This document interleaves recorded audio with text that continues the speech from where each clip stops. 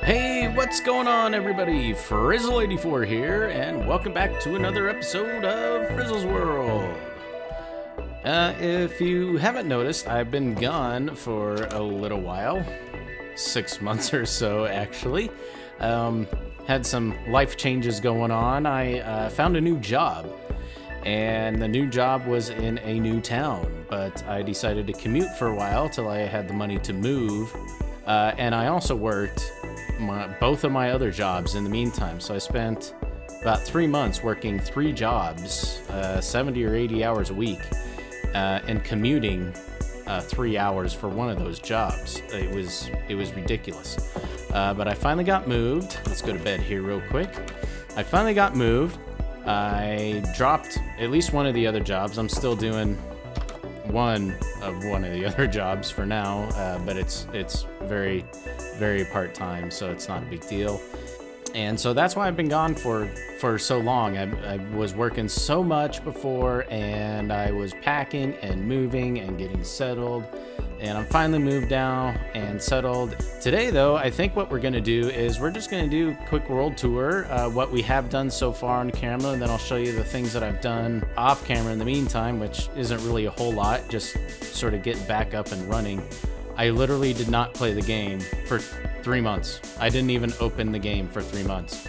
I barely even watched any Minecraft on YouTube, hardly anything at all. I was working so much, I didn't have time for hardly anything, and I didn't want to sort of do half of a job at it, you know. I just wanted to give it my all or nothing. So I took some time while I was having my life changes there, and I think it's time to get back rolling with this stuff. So we're starting off here, where we started our first island, our little starter hut, which I promised we'd fix this awning, but I don't think I ever did. Maybe I did. I think I just added some side slats and called it good. Any rate, nothing's changed here. We barely have even come back since we left here. And then our sort of little passive mob farm that really never did anything. And then we moved off this direction over into the jungle. And we started down here on this sort of pier area, or whatever you want to call it. And this is where we built our second hut. And then this is where we did our portal. Then what we did is we headed to the interior of the island. There used to be a hill here. I took that down, where we built up our mob farm. And then after that, we built up our pyramid here.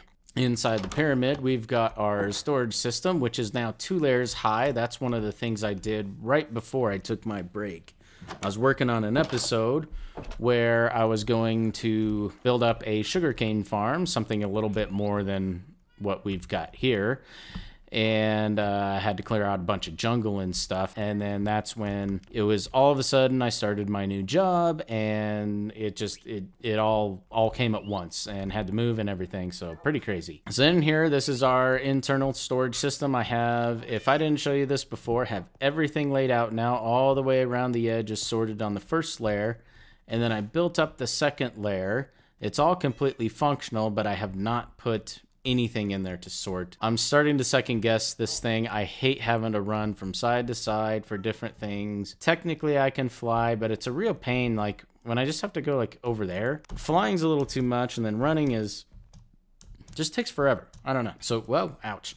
So we're gonna rethink this whole thing, and not quite sure what we're gonna do. A sad monument over here. Not too long ago, a few weeks ago, I was messing around with some automatic block pushing devices just right here, and I was pushing some sand, and you might notice we're missing a kitty cat.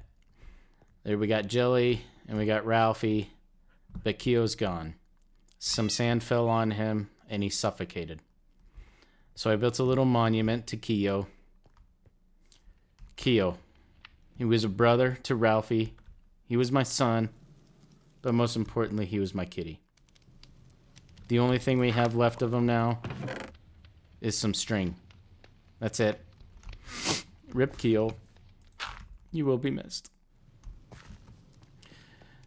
Now, if we go over this way, we've got another little storage area. I kind of store things underneath the stairs over here, and we've got sort of reserve of kitties. So come on, Keo, let's go. But here we go. We got Keo back. Now on with it. On with the tour. So what I was working on before, what was going to be episode number 9, but now is just scrap. I cleared out all the jungle here. The jungle. There used to be a hill coming up to about here, and then all the jungle and everything I cleared off out this way so that we could obviously build a sugarcane farm.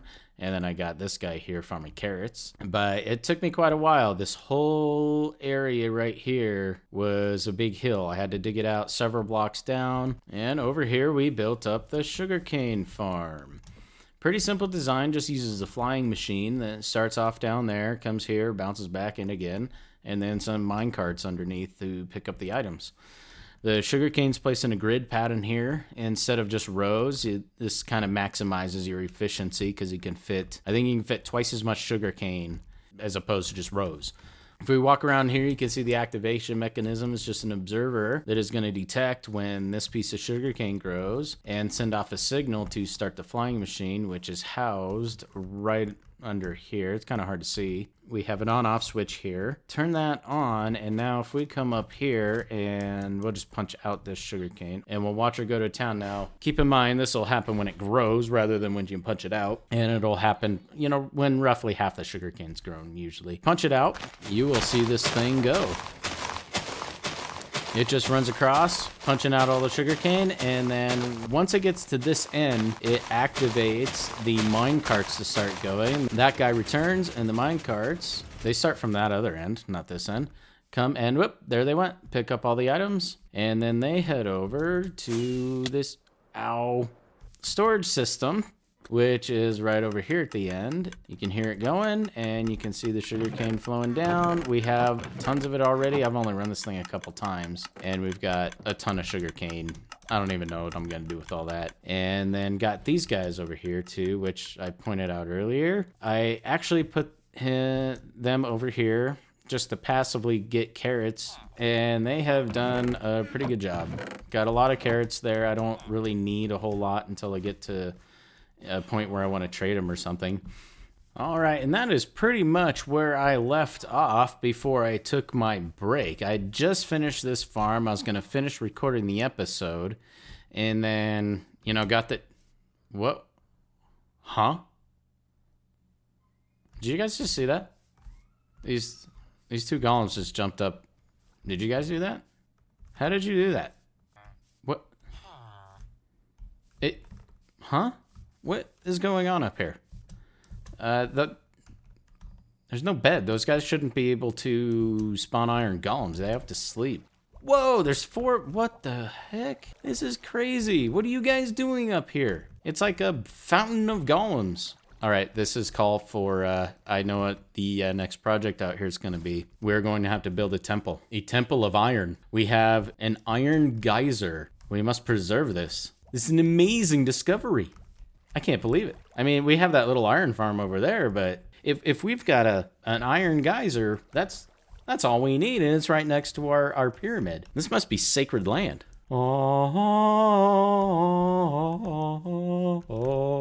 At any rate, let me show you the rest of what I've been doing since I got started back from my break. If you notice around the temple, we got this base. My whole thought... this has always been my plan around here, is to put this base of quartz stairs. My thought is that it's like airbags, you know, on those hovercraft things. So it'd be like airbags holding it up. Then over here at the village, well, actually on this mushroom biome, if you see, I extended out the grass a little bit more, trying to get rid of this ugly mycelium. A little bit more grass. Iron farm hasn't changed. It's the same. But over here in the village, I... got some more. Whoa, getting choppy here. There's something up with my game. Ever since I updated to 16.4, it's, if I go outside of like render distance, it gets pretty choppy. Over here in this village, I cornered off a bunch of librarians, and I've got I've got all the librarians up. I have max of every book for weapons and armor that I can have. I needed to do that because I died. I was in the nether messing around with piglin trading and stuff, and my pickaxe was about to break. So I went to the end to repair all my gear. Did all my gear at... Whoa, hello. I was standing right inside of that guy's face. Repaired all my gear at the Enderman farm, and over the edge, I was getting rid of ender pearls. I'm like, I don't want these stupid ender pearls. Get rid of these. Well, I accidentally threw my pickaxe out into the void. So thinking that I'm basically Superman, I jumped down. I am the doctor, by the way. I jumped down into the void thinking, I'll jump down, I'll get my pickaxe, and I'll fly up out of the void, and then all will be good. So I jump down, pickaxe disappears, and I die. I lose all of my gear, everything. All of my netherite stuff, tools, armor, everything. So I had to re-gear. Got back to base, got more diamond gear, turned it into netherite gear, and I was about to start enchanting it, but of course you need levels. Go back to the nether. Sorry, not the nether, the end. Got more levels. Or actually, I didn't get any more levels. I went there to get levels. I fly down, and I'm trying to land on the platform, and I hit too hard. Splat. I die. My gear explodes, goes everywhere, off of the ledge. All of my gear fell into the void again. So, after that, I had to get my gear again for the third time. Ridiculous. Ridiculous. So I went over there and I spent a couple days getting up all the villagers I would need. And now I have the gear just the way I want it. So we even have our netherite hoe too, and a crossbow. And I enchanted the trident. So that's good to go as well, at least with channeling and loyalty and stuff on it. So, I mean, is this it? Is that everything already?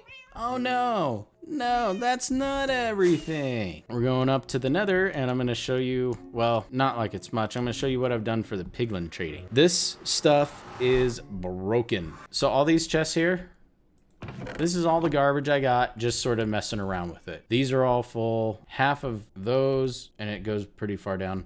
Half of those are full. It's insane. And this layer is full of potions. This is ridiculous. And this is all from 2 guys.